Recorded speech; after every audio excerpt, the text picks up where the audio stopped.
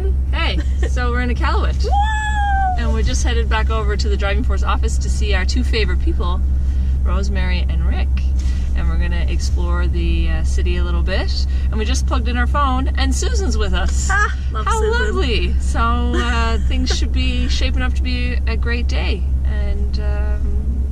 And my throat is not trying to kill me today. I can eat. I can eat! We're on the mend. There we go. Looks like all we needed was a bit of the Great North. Oh, lovely. Oh no, someone's in our parking spot. Yes. Bikes always take off the spots. Longer, but it's narrower. There's also a fairly sizable one of the Parliament buildings too. And so this one is the largest? One of the largest. One of the largest. Yeah. So this was created for the visitor center as well. At the time when this might have been a bit later. I'm not sure on the date. Anyway, it sort of shows the modern and traditional life, the harmony between. You know, you see the skidoos, you see the traditional clothing, traditional hunting tools with rifles. You can imagine this was done on a weaving loom by 13 ladies, so the amount of work they had to do to design this line by line and stitch by stitch. Loom? Yeah. Wow. Yeah, it's one of the few operational looms that people still do hand weaving on. There's a picture of them here, and there's also a picture of them working. There's the ladies. So that loom is still in Pangnerton. People still learn how to use it. Yeah. And these ladies, some of them have traveled to Scotland to work with a master weaver, and he came to Pang to do the same thing, to teach them some tips and tricks, I guess. See along here we have bowhead whale and some seals, and then this representation of the seabed. So on the seabed here you'll see anemones, snails, clams, coral, seaweed, there's some fish, there's some starfish. And what it really says to me is how alive the ocean is here. You'd expect it to be frozen and very cold. I've caught crabs when I've been jigging here with my friends and family. There's also, like I said, there's clams and there's scallops and mussels and all sorts of stuff. And here we have the sculpture that you were looking at. It's the sea goddess. In this region of Nunavut, they call her Iqaluit. The anglicized version of her name is Sedna. That's pretty common. Around the whole circumpolar Arctic, in all the mythologies, there's always a sea goddess. She may go by different names and different stories. I don't profess to know her story, but I do share the one that I've been told, and the story sort of goes that her father was very displeased with her because she refused to take a husband. And in some stories there's really dark mythology, like she slept with dogs and different crazy stories and stuff. In some stories her mother and father are both mad at her. So as the story goes, they're in the boat and her father throws her over to drown her. And she's hanging on this with her fingers on the sides of the boat, and he cuts off her fingers. And her fingers go into the ocean. They become all the sea animals, like the whales and the seals, the walrus, the fish. And it's said that the shamans or the Iqaluit would travel down to the bottom of the ocean and brush the knots out of her hair to make her happy, so that she'd be appeased and release the sea animals in times of bad hunting. We're making the sealskin boots. That's a whalebone carving with some walrus there. This is the Pang hat and scarf. I hesitate to call it a Pang hat. People across the Arctic knit these, but Pang has really made a brand for themselves, so a lot of people just call them Pang hats. It's a very common style you'll see up north. This is also a real specimen. This is a taxidermied walrus. This walrus has been here since the visitor center opened in 1991. It's been painted, roughly repaired. It's a project I'd like to see fixed, either replaced or get this looking a lot better. There was a newspaper story about this walrus. Somebody stole one of its tusks one time, so there was a story how the walrus got its tusks back. So one is wooden now and one is really ivory. The whiskers aren't real, of course, but you can see the fur that's dried off from the light over the years. I had never thought before I saw this specimen that walruses had fur. No. And I have not seen one in all my years I've lived here. So that would be about the front third of the walrus, right? Because it's just up to its front flippers there. They're technically a seal family member, but nobody really calls them seals, right? But the tusks are used for hunting for clams, digging for clams. Under the water, they're superior to the polar bear. but on top, on land, a polar bear could probably take a walrus, but still, they're both two of the biggest animals, right? The animal, or as much as they could. I hesitate to say all. Nobody ever used all. That's sort of a romanticized notion, but all the skin would be used, the meat. And this skin here, that's a netchik, which is a ring seal, the most popular seal for food and for clothing. It's got that distinctive silver and gray. Yeah, feel free to touch it. It's very soft.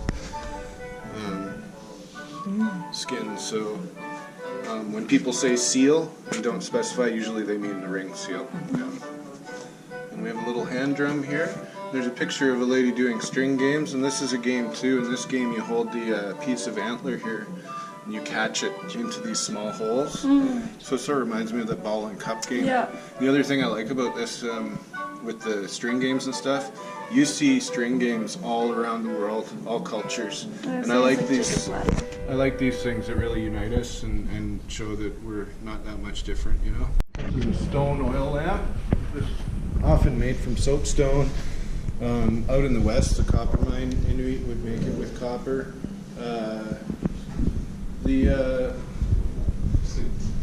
So fat was burned in there, as you may know. They'd use seal fat or whale fat, and then this little pouch here, and the name escapes me, is where you'd keep the Arctic cotton and the mosses. The stick there is a takut. So what you'd do is you'd melt that fat down, and you'd pull the wick up. You'd have the wick all along the lip here, all the moss, and you keep drawing that oil up to keep the flame lit. So it would be used for light and heat in the skin tent, the sod house or the igloo. It would also be used for cooking. Sometimes people would make soapstone pots to boil eggs that they had picked, or meats, or tea. We do have Labrador tea grows wild. People traditionally always made that. So nowadays this has become quite ceremonial. You'll see when dignitaries come to town, or we have a graduation ceremony, we usually have an elder light the kudlik and talk about the importance of it to the culture. In Baffin we have a very mountainous terrain. In the Kivalliq region it's very flat, so you'll see birds will nest right on the ground there. It's pretty easy to find nests actually when it's summertime. This diagram here represents the seasons of the Arctic. These names always existed for the different times of the year, but I think this is more of a westernized setup, like the 6 seasons of the Arctic, because I've talked to people from other communities that are like, oh, in our dialect we have 8 seasons. And to the southerner, this is foreign. We have our 4 seasons down south. Up north here we have at least 6, and right now we are in Upingak, spring. And our spring is kind of wintry, but to us this is really springtime because it's getting warm, the days are very long, the way the sun is reflecting. And once the ice opens up and the leaves form, it's summer, Aoyach. And going into summer, we get into Ukiaksak, which is sort of like fall or getting into fall. It'll get colder at night in August and September, but August at the end is when the berries come, so it's berry picking season. Ukiak is really fall, and that's just before the ice starts to form. So the last sea lift ships, the last ships that bring us supplies, come in the middle of October. And then the new ice forms and we're into Ukiuk, which is winter. And Upingasak is like the real winter, February, solid ice, long darkness. People ask about the darkness and the light here. We don't get 24 hours of daylight, but if you go out at midnight tonight, you will be able to see across the bay. The thing is, we don't get 24 hours of direct sunlight. The sun actually does set. We still have that twilight sort of look. Once you get north of the Arctic Circle and you go further north, the more north you go, the more intense that phenomenon becomes, or whatever. So when you get like in the high Arctic, the sun doesn't set for 2 months, and it gets dark for 2 months. At our latitude at Christmas, when it's the longest darkness of the year, we have like sun rises about 10 a.m. and sets at 2:30 p.m. But as it increases, once the equinox is passed, or as we approach the solstice, we can be gaining or losing about 14 minutes of light per day. So it just starts to, it's pretty intense. It goes quickly. It does. Yeah. So as closer you get, yeah. Amazing. Sculpture.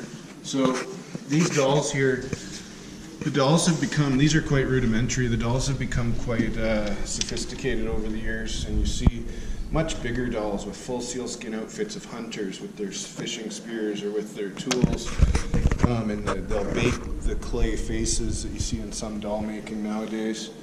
And the two on the left here kind of remind me of Labrador tea dolls, but they're not made by Inuit. They're made by Innu people. I know these are Inuit dolls, but I find that they're very dated representations. And a lot of people do confuse Innu and Inuit, but Innu are a First Nations band, and Inuit are separate, completely separate from First Nations. They're different genetic people. I like to mention these things because a lot of people don't know them until they come here, and it's part of, like, I feel it's important to give an authentic story about the place and try and interpret the culture and stuff as good as I can. Absolutely. The seal flipper bones here again, here's more of the animal being used for toys. So this is just one part of what would be a bigger game of a bunch of these round igloo structures. And they'd shake the seal bones, flipper bones up in a pouch and pass it around, and each person would start to build their igloo. And inside the igloo they have the sleeping bench in the doorway here, and then there's the dog team here and the drivers, and you have the food cache over there. And once all the bones were gone, whoever had the most, strongest, biggest igloo, most food, best looking dog team would be the winner. These are made from antler or bone, and they're to protect from snow blindness. So if you were to go skidooing right now, it's starting to get to the season where it's getting a little dangerous to go out on the sea ice, but imagine being on that for 5 hours with no sun protection. No. I'm looking at it now and I'm starting to tear up. So most people use sunglasses now, and you'll see the hunters return to town and everybody has raccoon tans. Yeah. Yeah. And the meat that is used from animals here is all very sustainably done. It's not like the ivory trade in Africa where it's horrible and all that stuff. There's definitely, this is a hunting culture, it's sustainable, and there's nothing wrong, in my opinion, with people making some money off of carving the bones and the tusks of the animals they harvest. Tighten.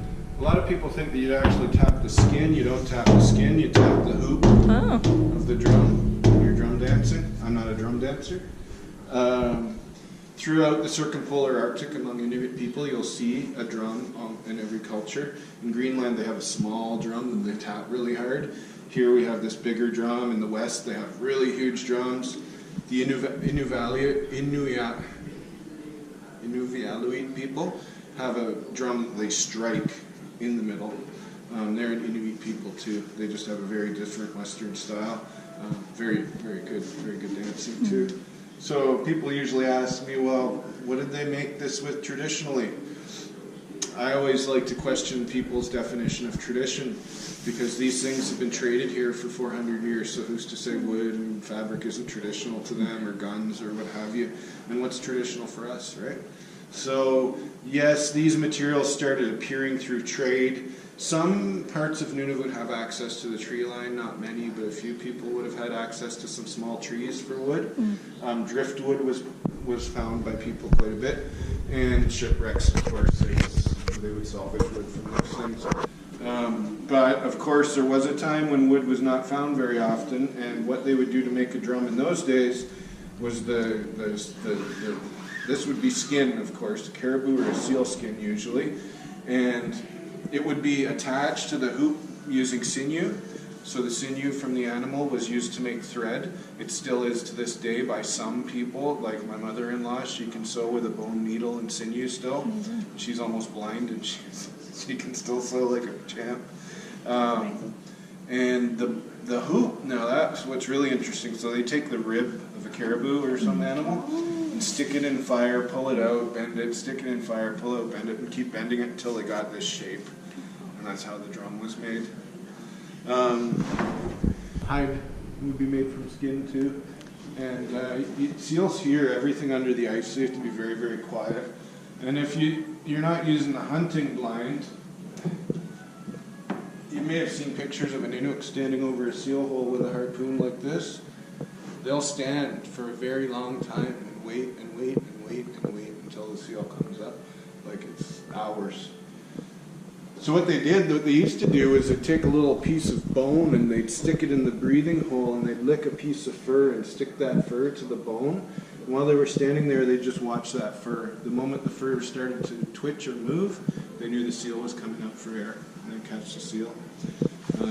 This seal's a real specimen. He replaced an old one we had. I asked a hunter if I could have this seal head, and he had all the meat and fur, so I sent it to Ottawa to the man that does all the work for the Museum of Nature. I just sent him a picture of how big the hole was. He sent it back up to me and I popped it right in. Was not always made with wood either. In the old days, they might have used bone, some bowhead whale bones, sorry. But the actual way that they used to make these is quite remarkable. They'd use fish, and they'd freeze the fish, and then they'd use ice and snow and moss and whatever they could gather, and they keep smoothing it out with snow and ice over top. So the fish would construct the frame of the runners. No way. Yeah. I like to mention them. They're very plain looking, made with everyday materials.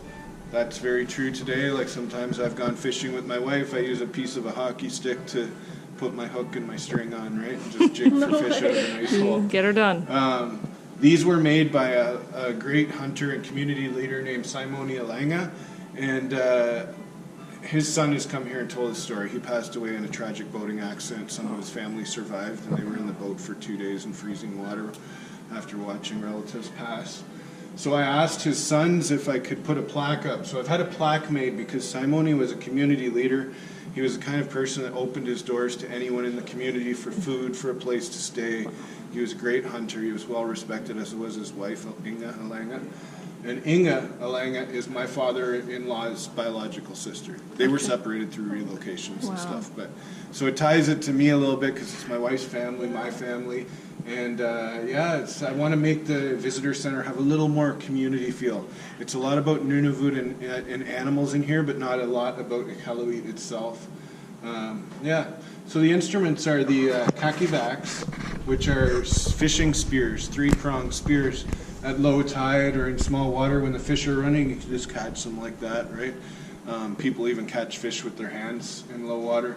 This is called a nitchik. It's not really for hunting, it's for pulling seals and whales out after you've caught them, not whales, sorry, seals and walruses. These are a couple of harpoons. They'd be much sharper and probably not made with rebar steel, but this is what Simone made to show us. And they would be used for hunting the mammals you'd expect, the seals, the walruses, the whales. But also they were used to hunt polar bears before people used rifles. You can just imagine how close you'd have to be to that polar bear to thrust a harpoon through it, and you'd have to get a kill shot, right? So there was a guy in Coral Harbor a few years ago that wanted to demonstrate a traditional hunt, and it was the only time I ever heard Nunavut Tungavik say no. They said, no, it's too dangerous. We don't do that anymore. It's not like they didn't doubt he could do it, but even usually a traditional activity would always get funded, but that one was just deemed a bit too dangerous. Wow. And this last piece here, this is an unaf, and it has a movable head, the ipik, and after you've harpooned the seal, you throw it and it would detach this head, and it would also go in the seal or the marine mammal, and it would be attached to what's called an avatak, which is a balloon basically. And in the old days, you'd blow up a stomach actually to make one, but nowadays it's a rubber ball. That's a real caribou. Caribou's the only deer where both the female and male get antlers. That's a weasel, full rack antlers, I should say. That's a rock ptarmigan, a Canada goose. That's a real Canada goose. That's a snow goose, a kango. That's a ground squirrel. They don't live on Baffin Island. They're in the western regions in the mainland. Arctic fox. We also have red foxes up here. The Arctic fox will turn white in the winter. And that's a muskox head over there. And we have some Inukshuks. I always like to say there's millions of kinds of Inukshuks. The one that looks like a person is just one type of stone structure. Like some could be 2 rocks pointing away to let you know that you could go fishing there, stuff like that. Or shamans had different purposes for different Inukshuks. They'd build doorway ones that they'd walk through to go to different places. And those were just some clothing I would normally go into more detail about, but that's a traditional woman's amauti to carry a baby and a man's hunting outfit.